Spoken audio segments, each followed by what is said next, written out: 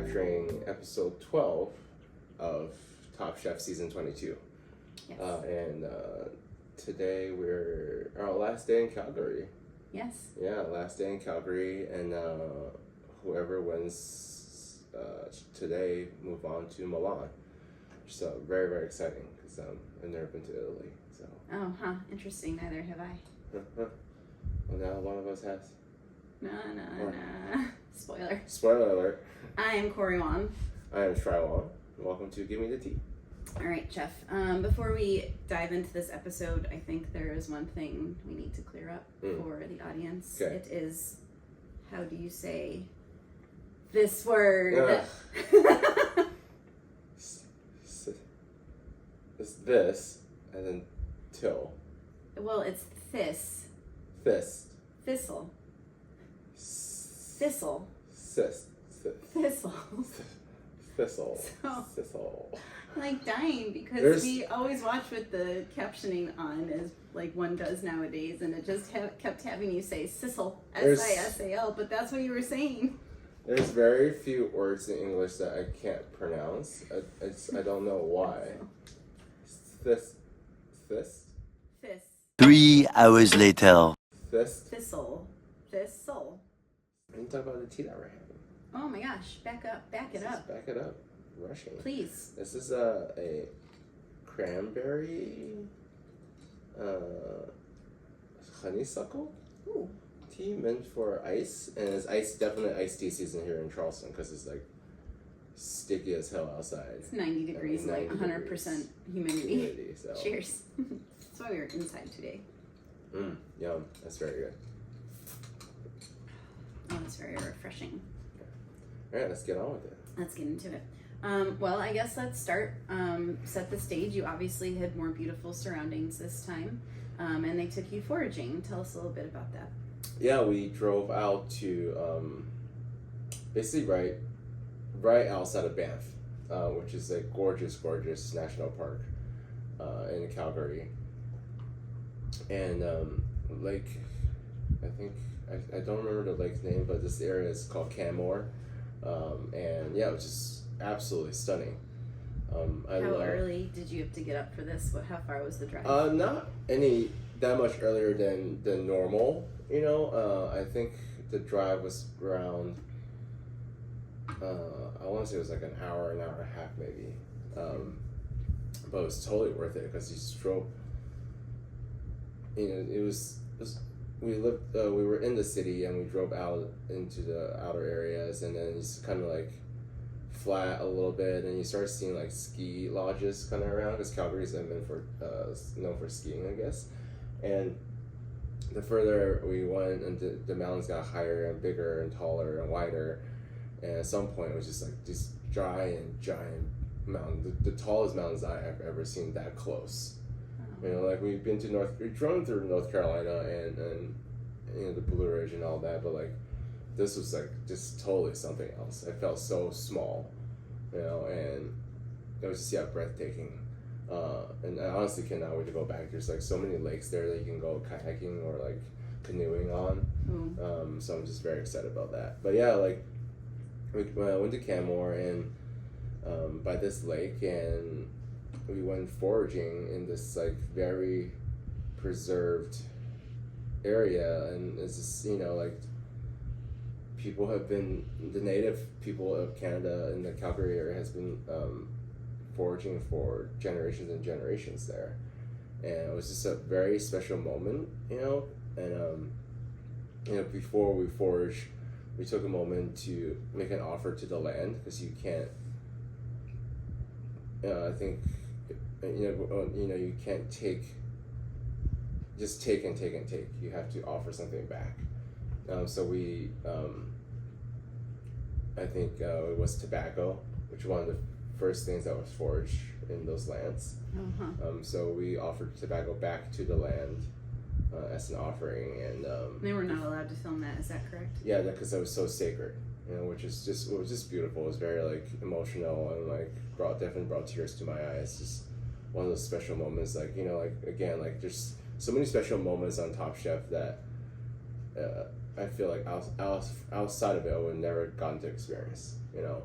So that was a very special moment for me. I just felt it was just so heartwarming, and seeing that history and experiencing that history, it's just beautiful. Did you find ingredients that you didn't end up using, or did you really use all of the things that you foraged? I honestly used everything that we foraged. We didn't get to forage as long as we would liked, just because it was very far away and technical stuff and whatever. But I think we foraged for a good 20 minutes, and I found black spruce or blue spruce, black spruce. I found black spruce, poplar buds from the poplar tree, which were just so interesting. You walk outside, you never think about eating anything from the ground or from trees because you don't know what they are. But we were fortunate in that area, and just looking at this tree, the bark and the buds are so great for medicinal things. And I was eating the buds, it was just such a punch of flavor. It literally reminded me of just Szechuan peppercorns right off the bat, because it's just this slightly tingly, little spicy flavor. And then the black spruce is often used to you can replace it as a substitute for rosemary almost.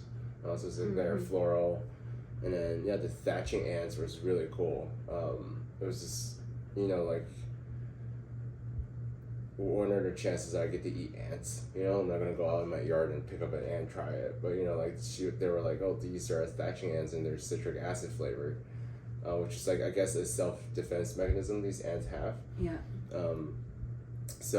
I took one from the ground and I ate it. It was just this explosion of acid, but tart, like if you're eating a tart candy, like a Sour Patch Kid, that first hit of acid in your tongue. Yeah, as soon as you bite down on it, it's just that. It was crispy, and it was just and then just that hit of acid. It was just so exciting and delicious. I was like, I have to use this. So I got to use basically everything that I foraged. At that time, then, are you already thinking cabbage, or was that sort of when you went back to do your shop? I honestly had zero idea what I was going to do with anything. I just knew that these poplar buds taste like Szechuan peppercorns. I knew the thatching ant was citric acid, and then I got juniper. I had black spruce, this stuff, because we had to forage some from barks, ground, and roots. Those are the three things we had to thrift. Had to forage and had to use in the cooking, which I don't think they explained in the episode enough. But you had to have those three different elements in your dish. So it's like the thistle. Yeah, it's getting better. It's a root, right? And then the ants are from the ground, and then the poplar and the black spruce are kind of like the barks in the trees. So those three elements were the three different things. I was like, I have to use these things. So what do I put it on? But I was very much struggling to have a concept of what I wanted to do. I was honestly very nervous because I just didn't know. I remember you being thrilled you got to do the foraging. You were like, I didn't even look at the clock once during the cooking. They literally show you look like you're just making a campfire at some point, sitting down, just hanging out. So I didn't know you were nervous. I just knew this was going to be a good episode because you had so much fun. I love cooking outdoors. When we were at home, the weather is super nice, especially fall time. I love just doing a fire and grilling, and just something very nice about cooking outside. But they told us we were cooking on this gorgeous farm the next day. I didn't know what to expect, but when we drove there, it was just literally behind you was just mountains and rivers. You can see the rivers, and there was deers running around. It was just crazy, unreal. And we're on this top of this giant hill where they started all these fire pits for us. And I was just so and captured by like all the beauty that I just like kind of just like got lost in that instead of just stop worrying about cooking.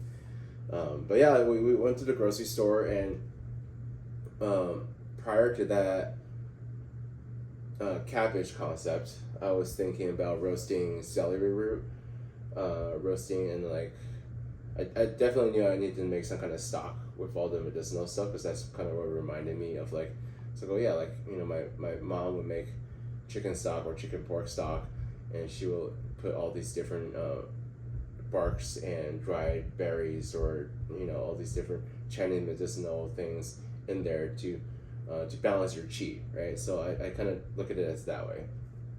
All these very strong flavors that I forage. So what did using it as end medicinal. up tasting like? You know, they were all like wowed by that broth. Like, what did it taste like for us? Yeah, so I was thinking about, okay, what kind of broth should I make? Like, obviously, like a chicken pork base always, you know, because that's just how all the stocks that my mom kind of makes. And then I was like, well, like, the celery root didn't work out, which is, you know, kind of worked out for me because the cabbage worked out great. But celery didn't work out just because they were all different sizes. I was imagining, like, you know, a giant celery root that I can cut down to steaks that I can grill. But those didn't exist because they're all really babies. So and then I saw these giant gorgeous heads of like just green cabbage. I was like, oh, these are great. I'll just do wedges of that. And I was thinking about the broth. I was like, okay, I'll just make a pork chicken broth with all these herbs, and then what else will make it different? And then I saw at the grocery stores these giant whole heads of sour cabbage. So basically like sauerkraut, but the whole entire head instead of sliced. Which is like a whole head of cabbage. That's been sauerkraut. Oh, Yeah. whoa. I saw that, I was like, that's freaking amazing. So I bought that. Whoa. So my stock was chicken, pork, a giant head of sour cabbage. Ooh, okay. And then all these different, my black spruce in there. I put my sithal in there. That's all sass. And then also juniper in there as well. And then I think I had some goji berries in my chef's box. So I put some goji berries in there, just ginger, scallion, like just kind of, and then all the other basic stuff, right? And the white pepper. Yeah. Yeah, so like that worked out great on my end. And then yeah, and then the cabbage worked out great because I was like, okay, I can. First, my original thought was like just grilling the cabbage and then just pouring the sauce over it. And I was like, well, then the cabbage is gonna be dry as shit. So I just started. I made the stock, and then I just started glazing and reducing the stock over the cabbage after I grilled it, Yeah. and then put it back in the pan, and it just kind of glazed itself, or that's the collagen reduced in the stock from the chicken and the pork. But yeah, it just came out like super nice. And then yeah, the pork belly part, I was like, oh well, I need like some kind of fat or like something, just kind of give it a little more like texture or whatever. So I was like, I got some really nice sliced pork belly that I grilled, and then I used rose hip vinegar and syrup. Ooh. I mixed those two together, and I grilled the pork belly, chopped it up, and glazed it in that, or just covered it in that and put it on foil, and then let that cook over the fire. So it kind of braised itself in its own fat and liquid, and in there's vinegar and the syrup. Almost like, because I was thinking, oh, I'm gonna make pork belly burnt ends. That's basically what I made. I made burnt ends. Oh, fun. Wow. And then yeah, and then the poplar buds were so Szechuan. It was like, oh, this, it has the sour, it has like that fatty cabbage, it has like the sweet and slightly tart belly that's like a burnt end, and then it was like, well, it needs like some kind of spice or heat. We're gonna do the thatching and togarashi, which came out really nice. It's like togarashi, chimi togarashi already has like orange zest in there, so it's like, oh, add a little citric acid there and it'd be nice to kind of fortify that sourness. So I needed a little more like heat, so I made a Szechuan oil with a tiny bit of Szechuan peppercorns, a lot of black spruce, and then a lot of poplar buds. So it was like very like cooked, like heated. Like, yeah, I just same way you'd fried make it all in chili oil, same way I made chili oil, but with all those ingredients. it just came like it just made this like very floral, very like slightly tingly, earthy oil. It was like a very fun dish, and like this is all just kind of, it's just crazy. Top Chef, like like you think you follow this time, and also like I'm always driving because no one else wants to drive, and also BMW is awesome to drive in. It's just like they won't drive, so I'm driving. So I don't get to write down notes or think about things. So literally all my thinking is done during my purchasing. The concepts all coming together during purchasing. So it's just like outrageous. it's just it's crazy. I mean, those I think are probably the best comments I've heard Tom say potentially ever. We haven't watched every single episode of the show, but like making like a chef like that want to get out of his chair and go cook, and the 3 Michelin star thing, like just congratulations. Thank you. Yeah, we don't get to hear what the judges' comments are during the shoot. Like they always like, chef, we can step away while we do our judges' table and whatever. So we don't get to hear any of those nice comments or the comments when they're eating. So it was watching it. I was floored. It's such an honor to hear that from Tom. Because Tom is obviously like one of the godfathers of cooking, right? So it was just such an honor to hear that from him. Like just absolutely head over heels about that. It's wild. Over some cabbage, pretty cool. We always say that we don't have the kind of luck that we're gonna ever win the lottery, that our luck comes in the form of like we know really good people, or are surrounded by like really good people, but you and I were chatting this morning as you were making this tea, and it wasn't really about luck, but you won.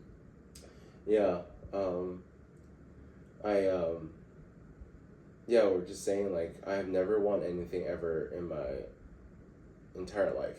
Like my dad's been playing lottery since we immigrated here in '96. I think it's like $20 to maybe $50 a week. Oh my god! I think he would have saved that money. I know. I think he's won a total of maybe like $300-400. And it's my parents are in their late 60s. They're still working 6 days a week, still working hard. Your mom, your dad, your parents, like, they all had just a regular life, right? Just hardworking Americans, right? Like, you worked your ass off your whole entire career between, the books and the restaurants you worked in and our restaurants.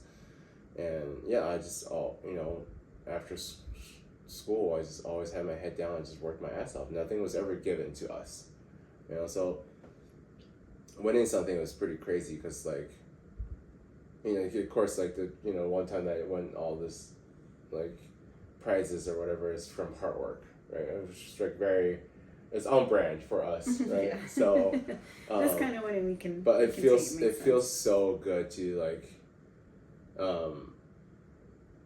I guess it's like you're being recognized for your hard work, right? And you're being awarded for that hard work, and also just like, I don't know, it's rewarding. It feels nice.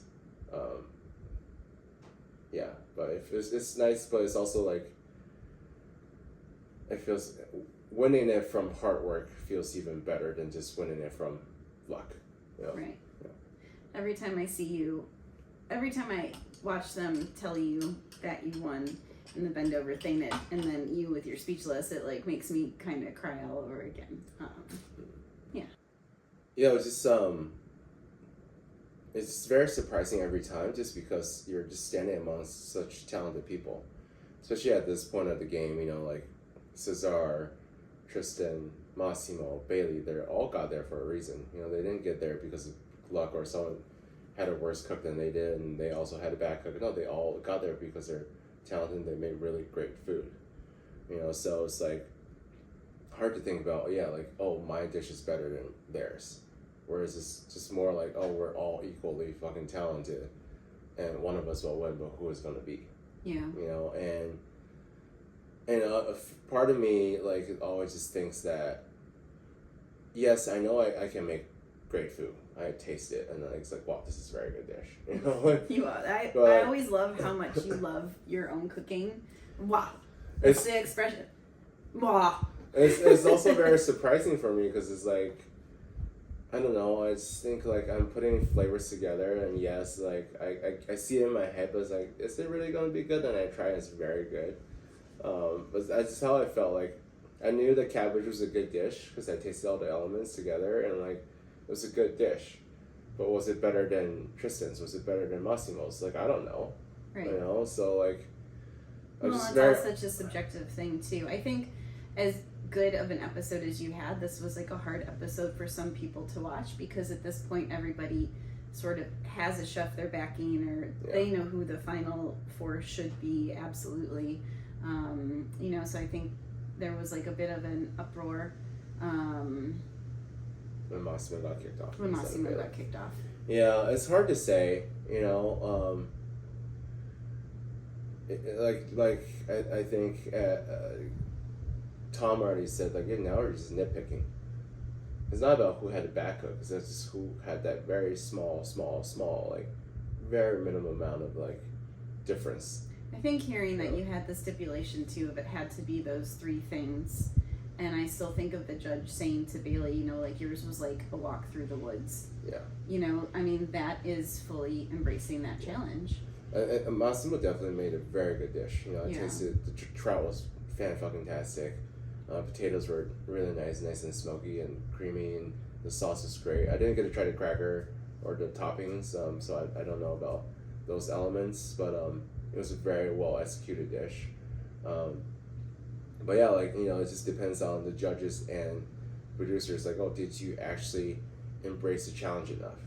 You know, I've been on the bottom sometimes, you know, where I didn't embrace the challenge enough, and that's a big thing. Like, what in your head thinking that, oh, I did embrace this challenge, I put enough elements on there, but it's not necessarily true for them, you know. So it's just hard to make that judgment yourself, or like from watching, like, did he actually put enough of the tree root and the ground in that dish, or is that what got him kicked off? You know, I don't think it was the cracker or the toppings or the bitterness or whatever. So I'm sure they all work together really well, you know. And yes, Bailey undercooked her piece a little bit, but I think it's so slight, you know. So it's like slightly undercooked piece, like Gail said, versus like cracker and like slightly bitter cracker that I felt disconnected. And then I think at the end of the day, those are the two that's the mistakes that they each made, right, on their dishes. And then it's like, okay, beyond that, as far as the challenge goes, who embraced it more? I think that's how they get down to their judgment. Yeah, Right? So I it's think not, it's also telling from personal interviews too. You're sort of putting a very confident chef against a chef that is like growing into her confidence, Yeah. right? So it's like interesting to sort of watch the interviews too. Like, you know, Bailey has not assumed the point in life yet, or maybe she's not that kind of person that's like, that's a good fucking dish. Yeah. You know, so when you hear her talk about it, it's the way that like people tend to do. You know, you kind of pull up the things that you're like insecure about it or whatever. Like, you're not gonna stand there and be like, well, this came out great and that came out great, unless you're that kind of person. So I think it's also, you know, like it's someone telling you their dish is great and someone like underplaying that their dish was also probably pretty great. Yeah, and I think, yeah, it's just, you know, Bailey's fucking badass. You know, like, I mean, if you haven't watched Last Chance Kitchen, like, you should, because like, Yeah. those challenges are fucking hard. You know, I'm glad I never got to do Last Chance Kitchen, because I don't know if I would have survived it. You know, it's just very, very, like, it's like quick fires but harder. Yeah. You know. Yeah, it's like elimination challenges, like the intensity of that, but into a quick fire. Yeah. It seems impossible. Like, Yeah, and like if you like, and she got kicked off pretty early, you know, and she fought her way back, and it's just, and then she survived all these different rounds, and like, there's something to be said about that too, you know. So I think Bailey's very talented. Yeah, like I feel like, and I feel like when Bailey first started on Top Chef, she was like very insecure, and then she talks about this on the show. You know, she that Last Chance Kitchen kind of boosted her confidence, and because like she did some badass dishes and she won, and she got back to the competition. And so like, you know, we're all a little bit insecure about our food. You know, like I'm not fully confident all the time. There's something nice about being humbling, something to be humble about the food that you make, right? Like you're not fully confident, because like if you get too arrogant about how good your food is, I just think that limits you from growing. Because you're like, I'm already the best. Right. You know, and I don't think Massimo's, not saying that Massimo's that way. No, you know? agreed. I think Massimo is a very, very talented chef. Everyone keeps asking me recently, as we met more fans, oh, is Massimo a real asshole? Is he a bad guy? And I always tell everyone, like, no, he's not. He's a very nice person. He's a big personality, obviously, but he's like hilarious. Like he cracks me up all the fucking time, and like just him being him, you know. And he's very talented, and he's like he loves his children, he loves what he do, and he's just like there's nothing wrong with being a little confident in yourself, you know. Like I wish I was a little more confident in myself, but like yeah, there are no real villains out there. Well, but you know he's not a villain, you know. So no, I think the show did a good job of you know, he has a big personality, and they started to kind of let it go one way, or it started to exhibit one way, and they did a nice job of infusing, and I've said this before too, you know, like sort of like the things that like show him to also just be like a good guy, you know, like his family and things like that. And honestly, also I feel like your relationship with him, and I know you're my husband, etc., but sort of all of like the compliments between the two of you and the hugs and this and that, like also really softened him, you know, that like, I don't know, I think you guys you had a nice sort of relationship. Yeah, I just think, I don't know, like, it's a hard place to be. It's a hard place to be. It's a hard competition. Like, it's also television. Yes. You know, like, I don't know. There's just all these different things. Unless you actually, I just feel like you can't judge anyone based off of watching them on TV. You did get, we've gotten only really wonderful things from everyone coming to see us and all of the things thus far. But you did get a little bit of criticism, Chef, from a Top Chef viewer about poking a little fun at Massimo this past episode. Yeah, but you know, like, it's not like, well, it's the way when we were driving, it's like, oh, I made a comment about us versus Massimo. But so it's like, I don't know, we're chefs. We're constantly... And then they cut to Massimo sleeping. Right. That was funny. Yeah. And like, if you, like, that's one of those things, I always kind of think, like, is it a comment you would have said in front of that person, between it being catty or it being absolutely, like, I would say shit it to talking his face. funny? Because we're kitchen people. Yeah. We're always talking shit to each other. Like, we make fun of Lana for panic buying like 20 pounds of butter for that one challenge for no fucking reason. But you know, because like, I think if you don't, like, for us, I think for us as chefs, because it takes a certain personality to be a chef, right? To be in this industry, honestly. I think if you don't, I think that's how we show affection. To poke fun at each other, to make fun of each other, it's the way how we show love, right? Because we all do it to each other. And I think if you don't like that person, if you actually don't like that one person, you actually just ignore them. Yeah. You wouldn't talk to them. Yeah, it gets very silency. Yeah, because like that's how our industry works. Because we're just rascals, you know. Yeah. Now that you finally hit your stride, finally hit your stride, Yeah. Chef. Now that you've hit your stride, is there anything you wish you could go back or you would have done different, sort of with this level of comfort in the competition and kind of having figured it out? No, you know, I don't, you know me, I don't live of shoulda, coulda, woulda. It's, you know, I wouldn't be where I am in that show, how far I got anything without going through all those different struggles, you know? I think that's what made me grow so fast. Yeah. And Final Four. Yeah, Final Four, crazy. Is this the Final Four you maybe would have predicted, or who would, walking in that first day, who would you have predicted? Katiana, Vinny,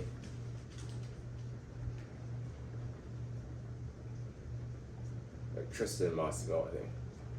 I was included. I did not think I would make it this far. Oh, it's so funny because we all did. Like, everyone that we told after it was announced was like, "Oh, he totally won. You totally won, didn't you? You totally won." We know. Yeah. It was a very emotional moment for the four of us. This is our Tristan, Bailey, and I. After the shooting stopped, we're just still in the mountains. They're packing up. We're like all four of us literally just standing around crying for like half an hour, like straight, like. And I think Bailey fell asleep face down into the in the grass from crying so much. Oh my like god. a little baby. Oh my god. It's so emotional, you know, like I think, you know, you've been cooking for a very long time now together, and it's mentally stressful, and I think it's just relief that your all your effort was worth it in the end, you know, that you made it this far. Let's talk for a second. I'm trying to wind it down too because I feel like you spent 30 minutes talking about cabbage. but like, I'm glad that you told me, but like when you made your like, I'm going to Milan, baby, I was like, I've never seen Choi so excited about anything. Oh, that's because Taylor. I have never seen you react that way to anything. Taylor, our producer, is like, I need a lot of emotion from you. He's like, I was like, Taylor, I just cried for the last 30 minutes. On all Ellen emotions. She's like, well, you gotta try. I was like, okay. You did a very good job. Like, I was like, wow, he's going to Milan, folks. But like, also, I mean, it's very exciting. Yeah. I can't wait to see what you do there. Yeah. I've been telling people, as our regulars and our fans have been coming into the restaurant, like, crazy that it's almost over. You know, I feel like we've been on this road for, I guess since last year, right? But it's been feel like it's forever. It's kind of sad that it's over, but also exciting. You know, I can't wait to see what else this opportunity is going to bring us. You know, so yeah. Yeah, I keep comparing it to like, it's like when you come to your favorite holiday and you made it to that day and you're like, oh my god, it's Thanksgiving. It's Thanksgiving today. It's Thanksgiving. I waited all year for this. It feels like we've been living in Thanksgiving for like a little while now, and it's like, oh, I don't want it to end, you know. Yeah, it's But at the same time, like, yeah, it'd be nice to clean up your house and.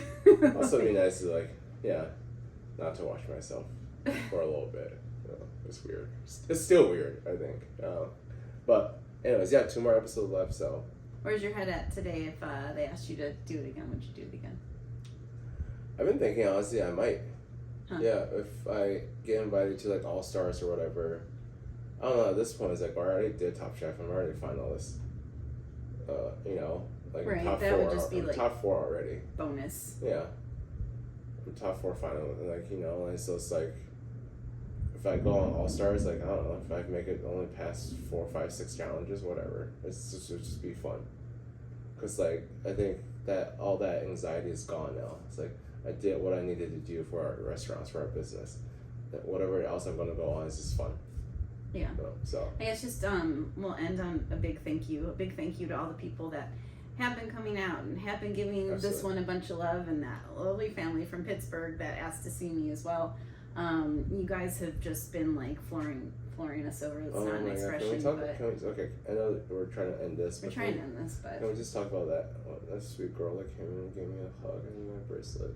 Like yes. Can we start by saying we are restaurant people and our children, our favoriteest thing, it depends on the child, but like the little kids that have been coming in to like meet you and writing you postcards if they don't catch you, and like it is the sweetest thing that like our old restaurant souls have ever witnessed. Our this little girl, she was probably, I want to say she was like 9 or 10. They went to King for lunch with her whole family, like grandparents, mom, dad, sister, and I wasn't there. They were looking for me because she wanted to give me a hug, and she made me a bracelet. And so she came all the way to Jack Harbor because I was working there that day to give me that hug, to give me that bracelet. And their whole family has their camera out recording the whole moment. I like, my heart just melted. Like, oh my God. Like so sweet. Like It's Yeah. been really wonderful. It's I been just wonderful. keep saying like, thank you, Bravo Top Chef. But thank you. Like we are getting to experience this really wonderful, unique thing. Yeah. Just like very grateful for all of you. Thank you. for sure. Well, thank you for watching episode 4 of Game with the Tea. Catch us next week. First day of Milan. Wow. 2 more episodes left of Top Chef, which is crazy. Crazy. But if you like the video, please give us a follow. The Shrywall, Coreywan, Jack Red Philly, King Barbecue, and the full video is available on YouTube under the Shrywall. So, and again, if you have any questions, leave it in the comments. We'll try to answer them as best Yeah, we we can. have 2 more of these, so lots of time still for those questions. Yeah. Well, thank you. Bye. Thank you. Bye.